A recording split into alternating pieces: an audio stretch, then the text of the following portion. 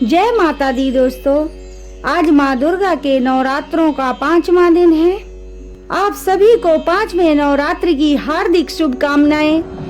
आज नवरात्रि के 5वें दिन में आप सभी के समक्ष दुर्गा सप्तशती के 5वें दिन का पाठ प्रस्तुत कर रही हूँ, जिसमें दुर्गा सप्तशती के 9वें और 10वें अध्याय का वर्णन है। तो सबसे पहले हम श्रवण करेंगे 9वां अध्याय, निशुंभ का वध। राजा ने कहा, भगवान, आपने रक्त बीज के वध से संबंध रखने वाला देवी चरित्र का ये अद्भुत महात्म मुझे बतलाया। अब रक्त बीज के मारे जाने पर अत्यंत क्रोध से भरे हुए शुंभ और निशुंभ ने जो प्रतिक्रिया की, उसे मैं आपके मुख से सुनना चाहता हूँ। श्री मार्कंडेय जी बोले, राजन, युद्ध में रक्त बीज तथा अन्य दैत्यों के मारे जाने पर शुंभ और निशुंभ के क्रोध की सीमा न रही। अपनी विशाल सेना इस प्रकार मारी जाती देख निशुंभ आमर्ष से भरकर देवी की ओर दौड़ा। उसके साथ असुरों की प्रधान सेना थी। उसके आगे पीछे तथा पार्श्व भाग में बड़े बड़े असुर थे, जो क्रोध से ओष्ठ चबाते हुए देवी को मार डालने के लिए आगे आए। महापराक्रमी शुंभ भी अपनी सेना के साथ मात्र गणों से युद्ध करके क्रोध में भरा चंडिका को मारने के लिए आ पहुंचा। तब देवी के साथ शुंभ और निशुंभ का घोर संग्राम छिड़ गया। वे दोनों दैत्य मेघों की वर्षा की भांति बाणों की भयंकर वर्षा कर रहे थे।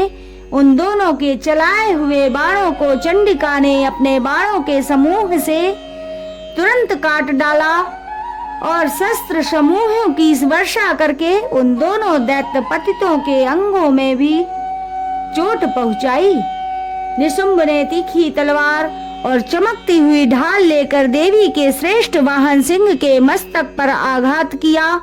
अपने वाहन को चोट पहुंचने पर देवी ने छुरप नामक बाण से निशुंभ की श्रेष्ठ तलवार तुरंत ही काट डाली और उसकी ढाल को भी, जिसमें 8 चांद जड़े हुए थे, उसे खंड खंड कर दिया।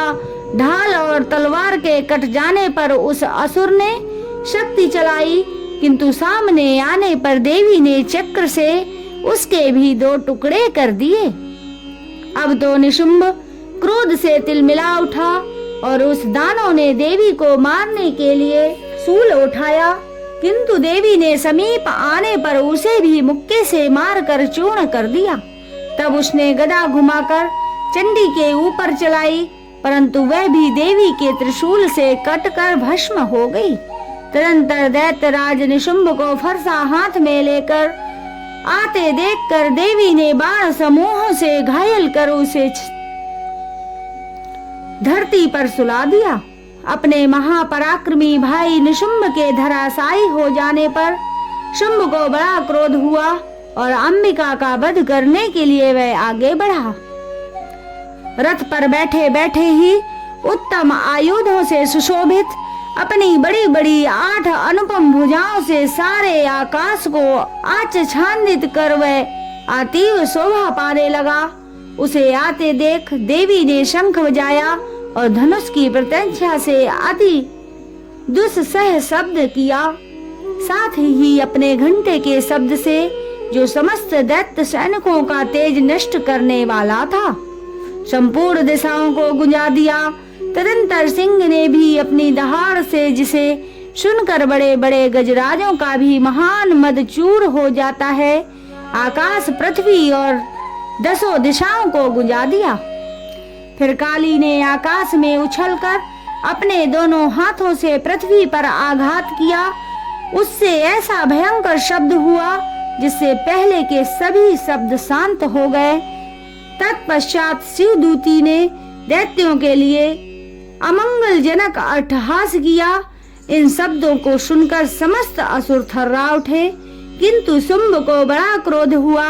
उस समय देवी ने उस शुंभ को लक्ष्य करके कहा, अरे दुरात्मा, खड़ा रह, खड़ा रह। तभी आकाश में खड़े हुए देवता बोले, उठ, जय हो, जय हो। शुंभ ने महा आकर ज्वालाओं से युक्त अत्यंत भयानक शक्ति चलाई। अग्निमय पर्वत के समान आती हुई उस शक्ति को देवी ने अपने दिव्य प्रभाव से दूर हटा दिया। उस समय शुंभ के सिंहनाद से तीनों लोक गूंज उठे। राजन, उसकी प्रतिध्वनि से वज्रपात के समान भयानक शब्द हुआ, जिसने अन्य शब्दों को घेर लिया। शुंभ के चलाए हुए बाणों के देवी ने और देवी के चलाए हुए बाणों के शुंभ ने अपने भयंकर बाणों द्वारा सैकड़ों हजारों टुकड़े कर दिए। तब क्रोध से भरी हुई चंडिका ने शुंभ को शूल से मारा। उसके प्रहार से मूर्छित हो वह पृथ्वी पर गिर पड़ा। इतने में ही निशुंभ को चेतना हुई और उसने धनुष हाथ में लेकर बाणों द्वारा काली देवी और सिंह को घायल कर डाला। फिर उस दैत्य राज ने 10,000 भुजाएं बनाकर चक्रों के प्रहार से चंडिका को आच्छादित कर दिया। तब दुर्गम पीड़ा का नाश करने वाली भगवती दुर्गा ने क्रोध से अपने बाणों द्वारा उन चक्रों तथा बाणों को काट गिराया। ये देख निशुंभ दैत्य सेना के साथ चंडिका का वध करने के लिए हाथ में गदा लेकर बड़े वेग से दौड़ा। उसके आते ही चंडी ने तीखी धार वाली तलवार से उसकी गदा को शीघ्र ही काट डाला। तब उसने शूल हाथ में ले लिया। देवताओं को पीड़ा देने वाले निशुंभ को शूल हाथ में लिए आते देख चंडिका ने वेग से चलाए हुए अपने शूल से उसकी छाती छेद डाली। शूल से विदीर्ण हो जाने पर उसकी छाती से एक दूसरा महाबली एवं महापराक्रमी राक्षस खड़ी रह कहता हुआ प्रकट हुआ। उस प्रकट हुए दैत्य की बात सुनकर देवी ठठाकर हंस पड़ी और खड्ग से उन्होंने उसका मस्तक काट डाला। फिर तो वह पृथ्वी पर गिर पड़ा। तदंतर सिंह अपने दांतों से असुरों की गर्दन कुचल कर खाने लगा। यह बड़ा भयंकर दृश्य था। उधर काली तथा शिवदूती ने भी अन्य दैत्यों का भक्षण आरंभ किया। कौमारी की शक्ति से विदीर्ण होकर कितने ही महादैत्य नष्ट हो गए। ब्रह्माणी के मंत्रपूत जल से निस्तेज होकर कितने ही भाग खड़े हुए। कितने ही दैत्य महेश्वरी के त्रिशूल से छिन्न भिन्न होकर धराशायी हो गए। वैष्णवी ने भी अपने चक्र से दानवों को विदीर्ण कर दिया। ऐन्द्री के हाथ से छूटे हुए वज्र से भी कितने ही प्राणों से हाथ धो बैठे। कुछ असुर नष्ट हो गए और कुछ उस महायुद्ध से भाग गए तथा कितने ही काली शिवदूती तथा सिंह के ग्रास बन गए। आइए अब श्रवण करेंगे 10वां अध्याय शुंभ का वध। श्री मार्कंडेय जी बोले, राजन, अपने प्राणों के समान प्यारे भाई निशुंभ मारा गया देख तथा सारी सेना का संहार हुआ जान शुंभ ने कुपित होकर कहा, दुष्ट दुर्गे, तू बल के अभिमान में आकर झूठ मूठ का गर्व ना कर। तू बड़ी माननीय बनी हुई है, किंतु दूसरी स्त्रियों के बल का सहारा लेकर लड़ती है। देवी बोली, अरे दुष्ट, मैं अकेली ही हूँ। इस संसार में मेरे अतिरिक्त दूसरा कौन है? देख, ये मेरी ही विभूतियाँ हैं अथा मुझ में ही प्रवेश कर रही हैं।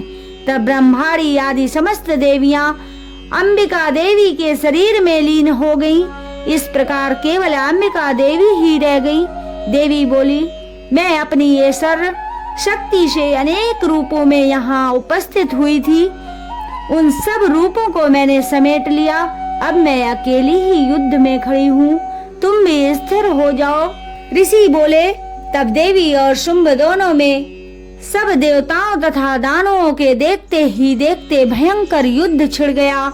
बाणों की वर्षा तथा तीखे शस्त्रों एवं दारुण अस्त्रों के प्रहार के कारण उन दोनों का युद्ध जब लोगों के लिए बड़ा भयानक प्रतीत हुआ, उस समय अंबिका देवी ने जो सैकड़ों दिव्य अस्त्र छोड़े, उन्हें दैत्यराज शुंभ ने उनके निवारक अस्त्रों द्वारा काट डाला।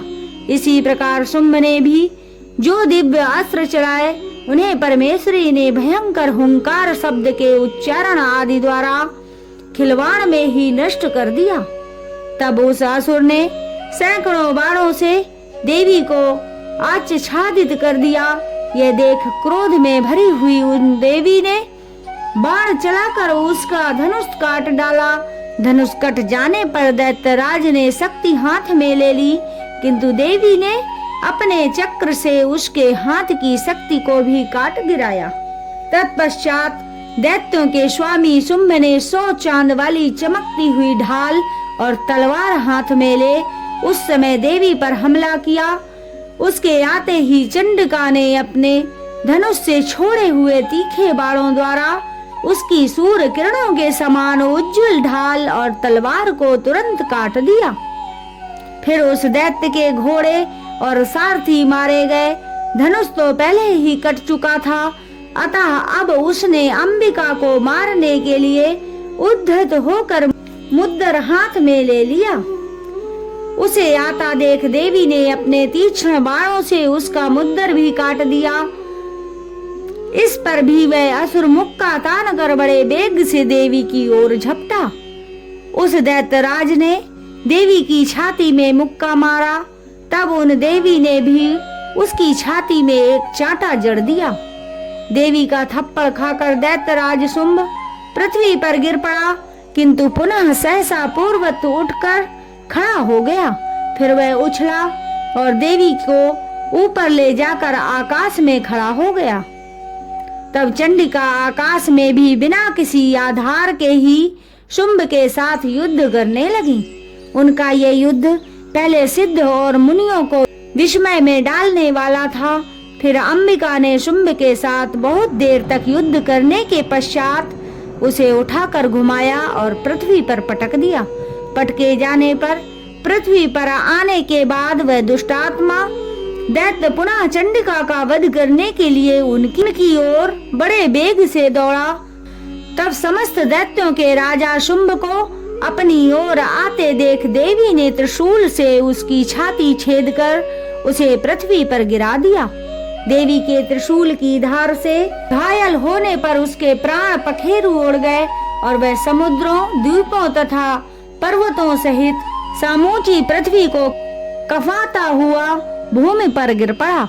उस दुरात्मा के मारे जाने पर संपूर्ण जगत प्रसन्न एवं स्वस्थ हो गया तथा आकाश स्वच्छ दिखाई देने लगा।